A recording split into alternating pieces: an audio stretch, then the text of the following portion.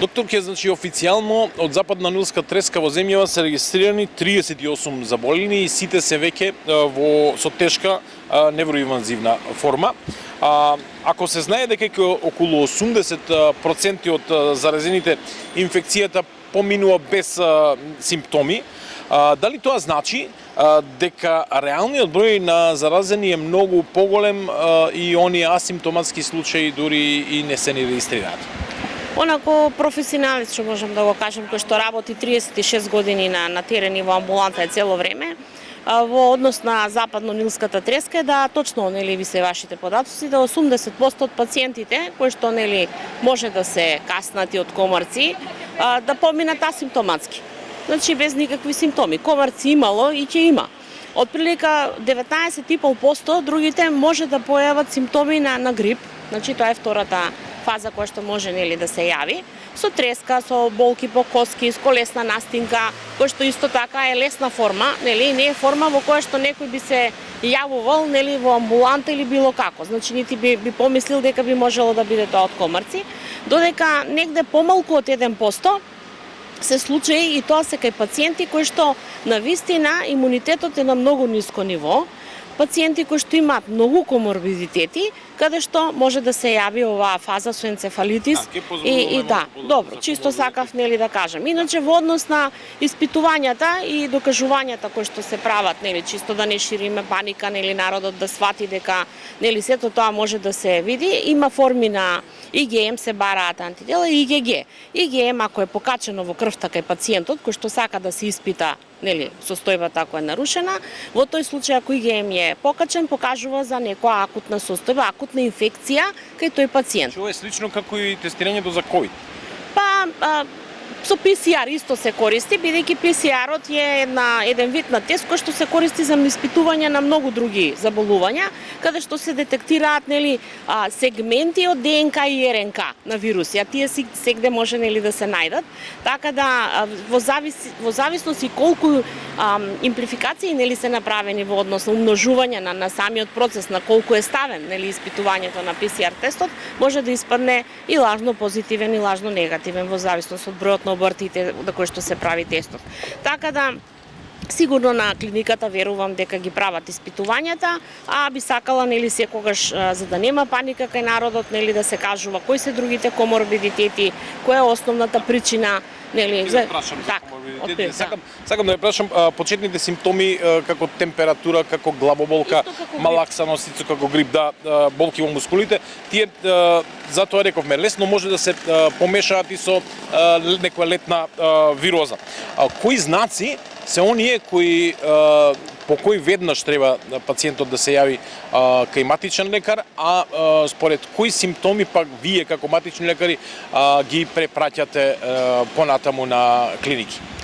Значи, симптоми за кои што треба пациентот да реагира и да алармира, прво самиот да се свести и да каже дека мора да се јави кај доктор или на клиника или било каде, укоченост на вратот, укоченост на мускулите, смета светлина, да речеме, најчесто јаки главоболки, со свеста малку да има проблеми и така да укоченост на вратот е нешто за кое што јас би рекла дека би требало да биде еден од симптомите.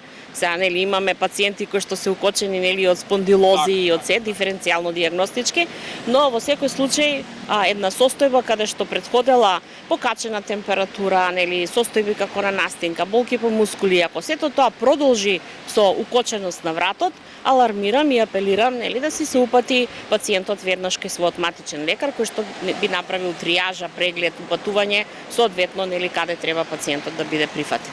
Од 38-те заразени заболени, 33 се постари од 60 години, а починатите се на возраст меѓу 62 и 83 години, при што тројца имале, како што спомнавме, и други заболувања.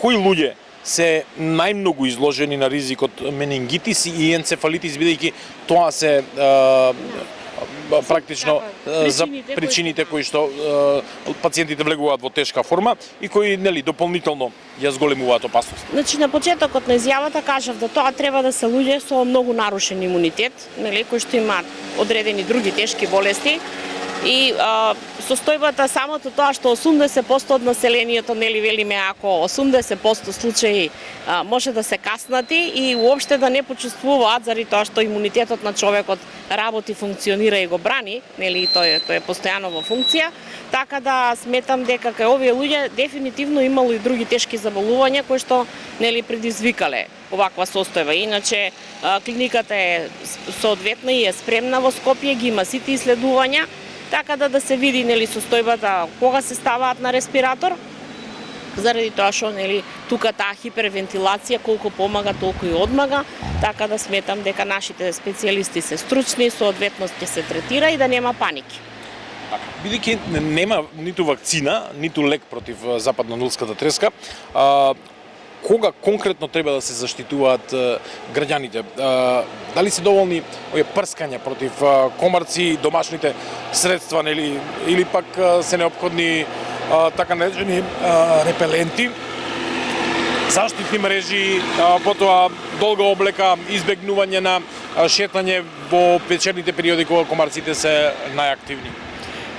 Ја прво, како некој кој што работи на терен, би кажала да некогаш во минатите години нели еднаш се прскало, сега повеќе се прска, а пак има комарци и тоа е едно сознание кое што сите го дискутираме како граѓани, да колку повеќе прскаме, некако се поагресивни комарците касаат повеќе. Прво би проверила квалитетот и концентрацијата на средството со кое што се прска, да се види дали е нели со одреден рок, да не е истечен рокот, бидејќи не може да прскате нели 2-3 пати, а да ефектите нели не се соодветни. Така да за тоа нели не знам кои институции се надлежни за тоа, да се види нели препаратот со кој што се прска по градови, да се види дали е се уште нели со одреден рок, дали е квалитетот добар, ако не да се набави од друга фирма. Значи како лекар нели ако некој лек го давате а нема ефект, треба да се замени. Логички од тука би требало да се замени со поквалитетен лек. Исто и за комарците апелирам подитно да се провери концентрацијата на препаратот со кој што се прска, да се види нели од каде и ако има нешто поефикасно да се направи. Иначе комарци има сегде во Македонија, а луѓето се коментирате тоа што во одредени општини се само прогласени епидемии комарците, ги бираат општините или што? Па мислам дека луѓето повеќе се тестираат во Скопје, заради тоа што има квалитетни лаборатории, има повеќе нели свеста, зависи кој како секој сака да знае за состојбата на своето здравје, а додека во внатрешноста ние функционираме нели со помалку ресурси. Ова прашам во контекст на следното прашање, бидејќи првиот заболен во Македонија и воопшто во Европа годинава е 55 годишен велешанец. Тој имал симптоми уште во 12 мај. И како го толкувате тоа што е после 3 месеца во Велес нема регистриран случај? Повторно ќе кажам, значи едноставно примарното здравство функционира одлично во Велес. Значи имаме огромен број на матични доктори и да имало некакви симптоми, било какви да имаат проблеми, луѓето се јавуваат и палиативно помагаме во состојбата на пациентот. Значи ако има треска се дава соодветна нели терапија, се проверуваат крвни слики, но нивото на испитување и начинот на кој што функционираат матичните и следењето, блискоста матичен и пациент, мислам дека навреме се санираат сите работи. И никој нели едноставно повторно ќе кажам, паника не треба да има, за да не ги оптеретиме лабораториите со непотребни испитувања и тестирања, но кај нас ИГГ, ИГЕ, нели такви испитувања, нити народот има навика да ги прави, нити па нели треба да правиме паника и да го оптеретиме здравствениот систем, непотребно сите да почнат кога време на короната, кога имавме, јас да речем, имав пациент кој што 4 пати се тестираше, 4 пати беше позитивен и 4 пати седеше дома, а немаше никакви симптоми. Уште еднаш ќе кажам, PCR тестот е тест кој што докажува трагови од ДНК и РНК. Не е специфичен тест за да се докаже ништо друго.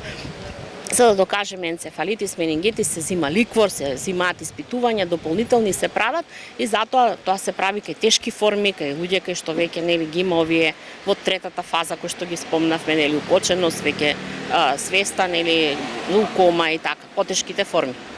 Македонија е една од земјите со најголем број заболени, не е прва по бројот на заболени, пред неа се и Грција, и Италија, и Шпанија, но според статистиката е земја со најголем број заболени на 100.000 жители во Европа.